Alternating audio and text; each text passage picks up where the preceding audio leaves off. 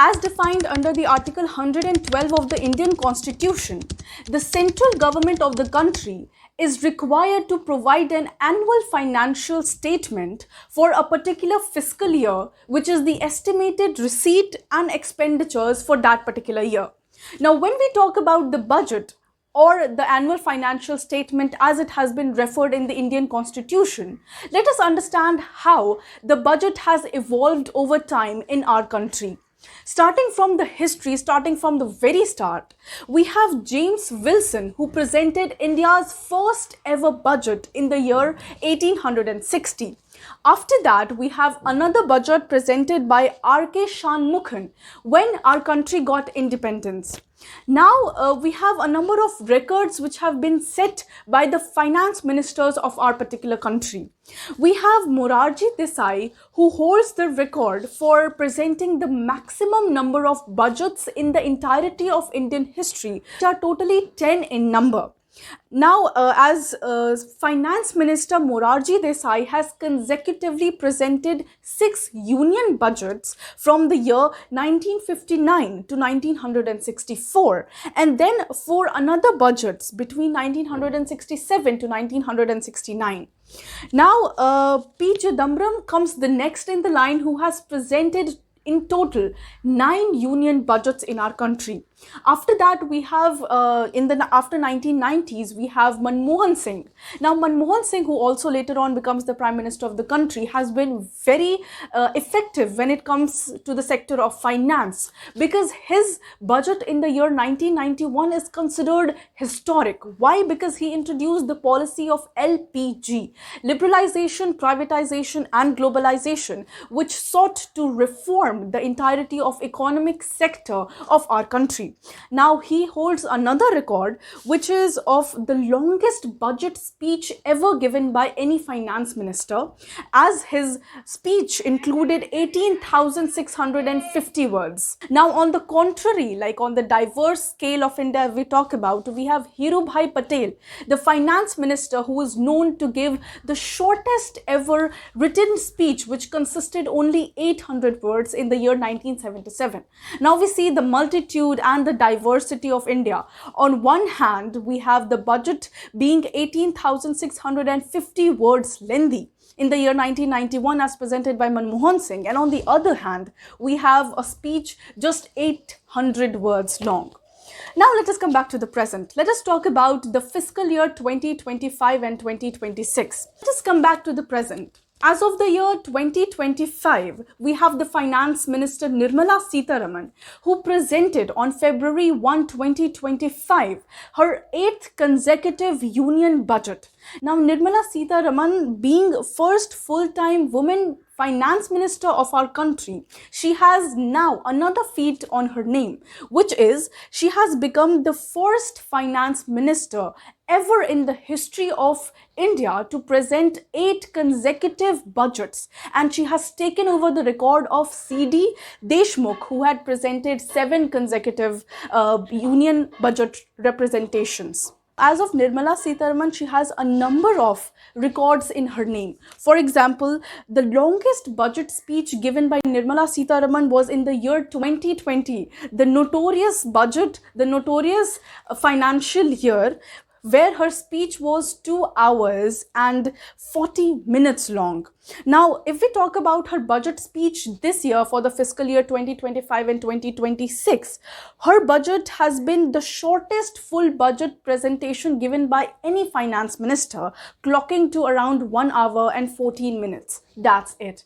Now, we see that if you have more plans, if you have more initiatives and more policies which are effective, shorter is going to be your speech. If we talk about the importance of the budget of the year 2025, now it has gained a lot of limelight and it is considered monumental. Why? Because the estimated expenditure of the fiscal year 25 to 26 is around 50.65 lakh crore rupees, and the emphasis has been placed upon Viksit Bharat by the year 2047.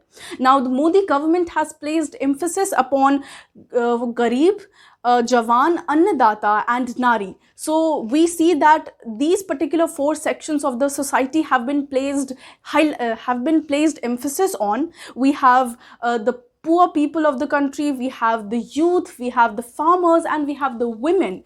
And the policies have been made keeping into consideration their position in the society. Now, Viksit Bharat by the year 2047, what does the government mean by it? The government says that by the year 2047, they aim to have zero poverty in the country. They also aim to achieve the sustainable development goals and quality education to all the citizens in our country, and easy health access.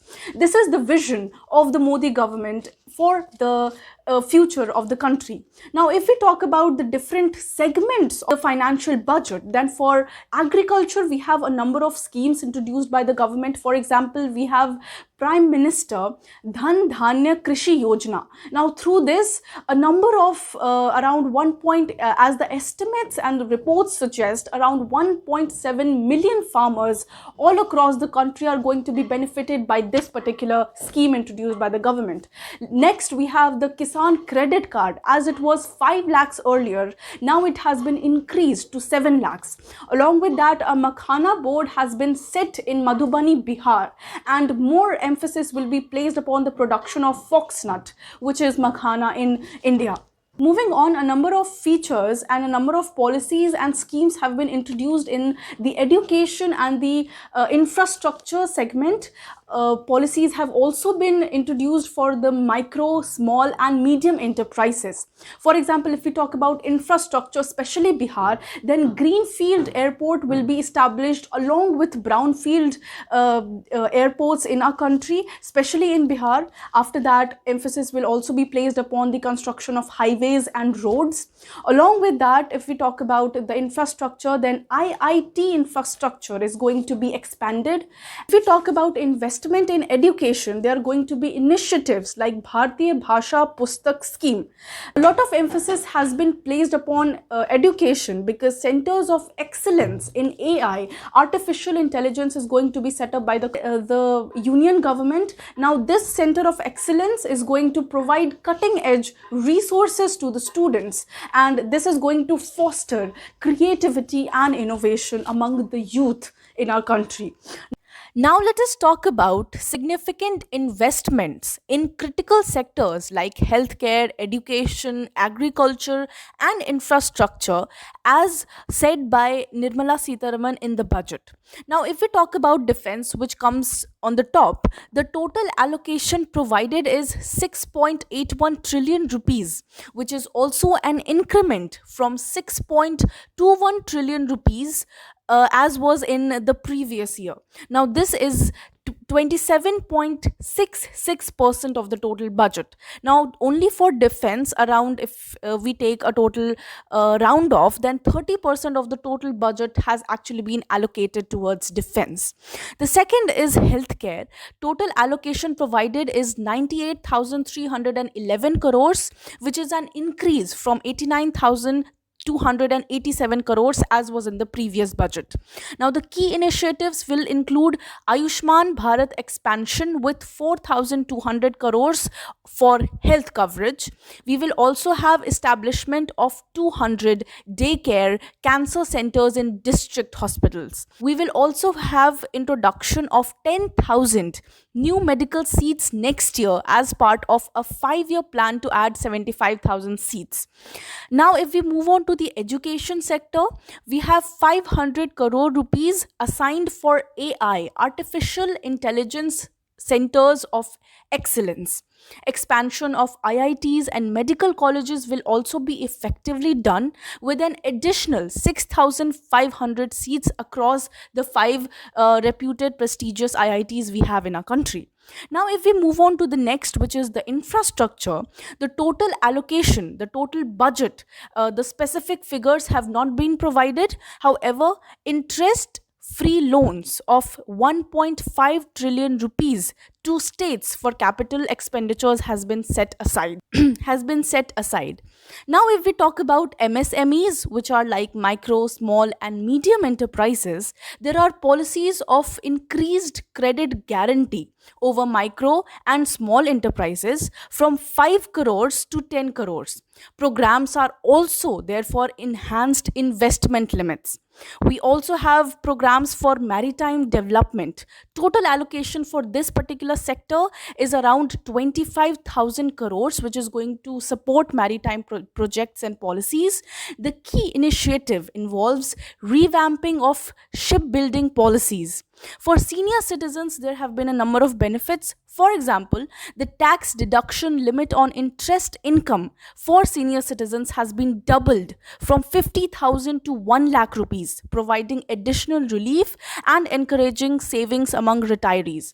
Now, as we can see, this particular budget of 2025 and 2026 revolves itself around the middle class, which is the 41% of the population of India in the present time. We have different sectors being included. We have healthcare, we have education, we have senior citizens, we also have gig workers for the first time getting included into the budget. So this particular budget is special, and as the government says, it is for the people, by the people, it is for the middle class, and it is going to have the particular scheme called Viksit Bharat by 2047. Not just that, the main highlight of the budget was that now individuals earning up to 12 lakh INR will be exempted from paying any income tax. Now, this also is a monumental decision taken by the Indian government. Also, new tax regime and new tax slabs have been introduced by the government. Now, through the video, we will understand the different segments and the different policies introduced by the government. The Union Budget 2025 emphasizes simplifying the tax structure by raising the tax-free threshold, adjusting slabs for better taxpayer relief, and elevates the financial burden on middle-class families, which constitute 41% of India's population in the present times. Now, let us talk about the new tax slabs as said by Nirmala Sitharaman in the budget. Now, the budget has revised the income tax slabs, raising the tax-free threshold and adjusting tax rates.